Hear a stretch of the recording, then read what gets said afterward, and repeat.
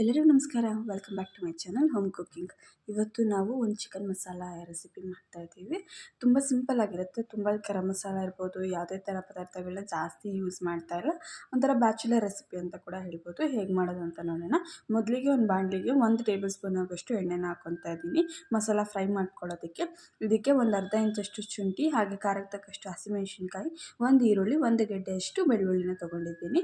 ಹಸಿಮೆಣಸಿನ್ಕಾಯಿ ನಾನು 4ರಿಂದ 5 ತೊಗೊಂಡಿದ್ದೀವಿ. ನಿಮ್ಮ ಖಾರಕ್ಕೆ ಅನುಗುಣವಾಗಿ ನೀವು ತೊಗೋಬಹುದು. ಇದನ್ನೆಲ್ಲ ಹಾಕ್ಕೊಂಡು ಚೆನ್ನಾಗಿ ಫ್ರೈ ಮಾಡ್ಕೋಬೇಕು. ಆ ಈರುಳ್ಳಿ ಎಲ್ಲ ಸ್ವಲ್ಪ ಟ್ರಾನ್ಸ್ಪರೆಂಟ್ ಆಗೋಗಬೇಕು, ಅಲ್ಲಿವರೆಗೂ ಚೆನ್ನಾಗಿ ಫ್ರೈ ಮಾಡ್ಕೋಬೇಕು. ಈ ಥರ ಫ್ರೈ ಮಾಡ್ಕೊಂಡು ಹಾಕ್ಕೊಳ್ಳೋದ್ರಿಂದ ಈ ಹಸಿಮೆಣ್ಸಿನ್ಕಾಯಿ ಎಲ್ಲ ತಿಂದಾಗ ಗ್ಯಾಸ್ಟ್ರಿಕ್ ಆಗುತ್ತೆ ಅನ್ನೋ ಪ್ರಾಬ್ಲಮ್ಸ್ ಎಲ್ಲ ಇರುತ್ತೆ. ಆ ಥರ ಏನೂ ಆಗೋಲ್ಲ. ಹಾಗೆ ಮಸಾಲ ಬೇಗ ಹಾಳು ಕೂಡ ಆಗೋಲ್ಲ. ನೀವು ಬೆಳಿಗ್ಗೆ ಮಾಡಿದ್ರೆ ಈವ್ನಿಂಗ್ವರೆಗೂ ಏನಾಗಲ್ಲ. ಆಚೆಗಡೆ ಇಟ್ಟರು ತುಂಬ ಚೆನ್ನಾಗೇ ಇರುತ್ತೆ ಮಸಾಲ ಎಲ್ಲ. ಇದನ್ನು ಚೆನ್ನಾಗಿ ಫ್ರೈ ಮಾಡ್ಕೊಬೇಕು ಕಂಪ್ಲೀಟಾಗಿ. ಅದು ಈರುಳ್ಳಿ ಕಂದು ಬಣ್ಣ ಬರೋವರೆಗೂ ಚೆನ್ನಾಗಿ ಫ್ರೈ ಮಾಡ್ಕೊತ ಇದಕ್ಕೇ ನಾವು 1 ಟೇಬಲ್ ಸ್ಪೂನ್ ಆಗೋಷ್ಟು ಮೆಣಸನ್ನ ಹಾಕ್ಕೊತಾ ಇದ್ದೀನಿ. ಖಾರಕ್ಕೆ ಅನುಗುಣವಾಗಿ ಹಾಕ್ಕೋಬಹುದು, ನಿಮಗೆ ಕಡಿಮೆ ಬೇಕಿದ್ದರೂ ಮಾಡ್ಕೋಬಹುದು. ಹಾಗೆ 1 ಟೊಮೆಟೋನ ಹೆಚ್ಚಿಟ್ಕೊಂಡಿರೋದನ್ನು ಹಾಕ್ಕೊತಾ ಇದ್ದೀನಿ. ನಿಮಗೆ ಗ್ರೇವಿ ಜಾಸ್ತಿ ಬೇಕು ಅಂದರೆ ಟೊಮೆಟೋನ ಜಾಸ್ತಿ ಮಾಡ್ಕೊಬಹುದು. ಈರುಳ್ಳಿ ಟೊಮೆಟೋನ ಜಾಸ್ತಿ ಕ್ವಾಂಟಿಟಿ ಮಾಡ್ಕೊಳ್ಳಿ. ನಾನಿಲ್ಲಿ 3/4 kg ಚಿಕನ್ ಮಾಡ್ತಾಯಿದ್ದೀನಿ. ನೀವು ಇದೇ ಕ್ವಾಂಟಿಟಿನ ಸ್ವಲ್ಪ ಜಾಸ್ತಿ ಗ್ರೇವಿ ಬೇಕು ಅಂದರೆ ಕ್ವಾಂಟಿಟಿನ ಜಾಸ್ತಿ ಮಾಡ್ಕೊಳ್ಳಿ. ಈರುಳ್ಳಿ ಟೊಮೆಟೋದು ಅಷ್ಟೇ. ಇದು ಟೊಮೆಟೋನು ಅಷ್ಟೇ ಚೆನ್ನಾಗಿ ಫ್ರೈ ಆಗೋವರೆಗೂ ಚೆನ್ನಾಗಿ ಫ್ರೈ ಮಾಡ್ಕೋಬೇಕಾಗತ್ತೆ.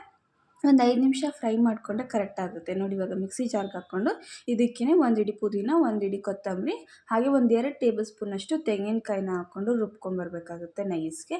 ತೆಂಗಿನಕಾಯಿ ಆಪ್ಷನಲ್ಲು, ನಿಮಗೆ ಬೇಕಿದ್ದರೆ ರುಬ್ಕೊಳ್ಳಿ, ಇಲ್ಲಾಂದರೆ ಹಾಗೆ ಕೂಡ ಇಟ್ಕೋಬೋದು. ಈಗ ಅದೇ ಬಾಣಲಿಗೆ 2 ಟೇಬಲ್ ಸ್ಪೂನ್ ಆಗೋಷ್ಟು ಎಣ್ಣೆನ ಹಾಕ್ಕೊಂಡು 1 ಈರುಳ್ಳಿನ ಸ್ಲೈಸಾಗಿ ಹೆಚ್ಕೊಂಡಿದ್ದೀನಿ. ಅದನ್ನು ಚೆನ್ನಾಗಿ ಕಂದು ಬಣ್ಣ ಬರೋವರೆಗೂ ಫ್ರೈ ಮಾಡ್ಕೋಬೇಕು.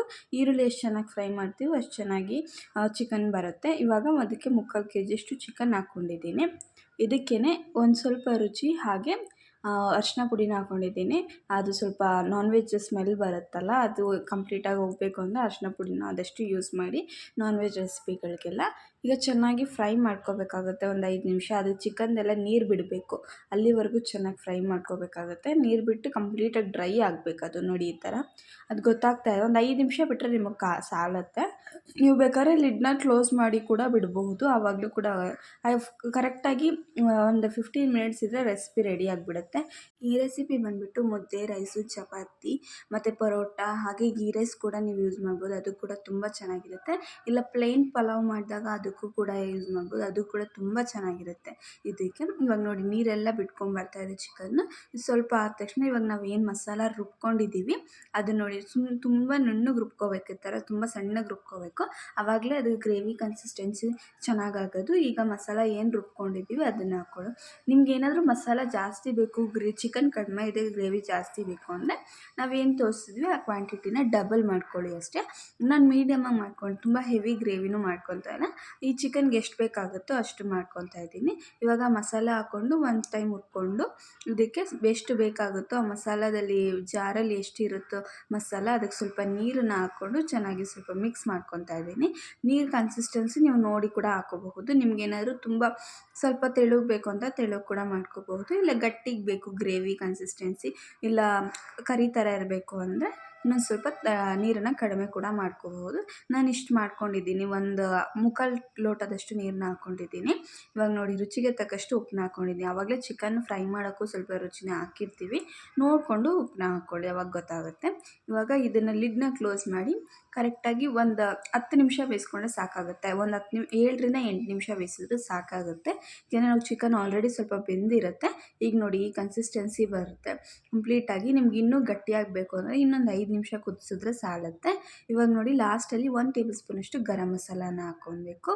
ನೀವು ಬೇಕಾದ್ರೆ ಫಸ್ಟು ಗರಂ ಮಸಾಲ ಹಾಕ್ಬೋದು, ಆದರೆ ಲಾಸ್ಟಲ್ಲಿ ಹಾಕಿ ನೋಡಿ, ಅದರ ಟೇಸ್ಟೇ ಬೇರೆ ಇರುತ್ತೆ. ಫಸ್ಟ್ ಹಾಕಿಬಿಟ್ರೆ ಅದ್ರ ಟೇಸ್ಟೇ ಬೇರೆ ಇರುತ್ತೆ. ಆ ಫ್ಲೇವರ್ ಚೆನ್ನಾಗಿ ಇನ್ನೂ ಉಳಿದಿರುತ್ತೆ ಗರಂ ಮಸಾಲದೆಲ್ಲ. ಇವಾಗ ಚೆನ್ನಾಗಿ ಮಿಕ್ಸ್ ಮಾಡಿಕೊಂಡ್ರೆ ಗ್ರೇವಿ ರೆಡಿ ಆಗುತ್ತೆ. ನಿಮಗೆ ರೆಸಿಪಿಗಳು ಇಷ್ಟ ಆಗ್ತಾರೆ ದಯವಿಟ್ಟು ಕಮೆಂಟ್ ಬಾಕ್ಸಲ್ಲಿ ತಿಳಿಸಿ. ಹಾಗೆ ಚಾನಲ್ನ ಸಬ್ಸ್ಕ್ರೈಬ್ ಮಾಡೋದನ್ನ ಮರಿಬೇಡಿ. ನಿಮಗೆ ಬೇರೆ ರೆಸಿಪಿಗಳು ಬೇಕಿದ್ದರೂ ನಮಗೆ ಕಮೆಂಟ್ ಬಾಕ್ಸಲ್ಲಿ ತಿಳಿಸೋದ್ರಿಂದ ನಾನು ರೆಸಿಪಿಗಳು ಮಾಡೋಕ್ಕೆ ತುಂಬ ಅನುಕೂಲ ಆಗುತ್ತೆ. ಲಾಸ್ಟಲ್ಲಿ ಸ್ವಲ್ಪ ಕೊತ್ತಂಬರಿನ ಸೊಪ್ಪು ಹಾಕಿದ್ರೆ ಗ್ರೇವಿ ಕೂಡ ರೆಡಿ ಆಗಿಬಿಡುತ್ತೆ. Thank you for watching.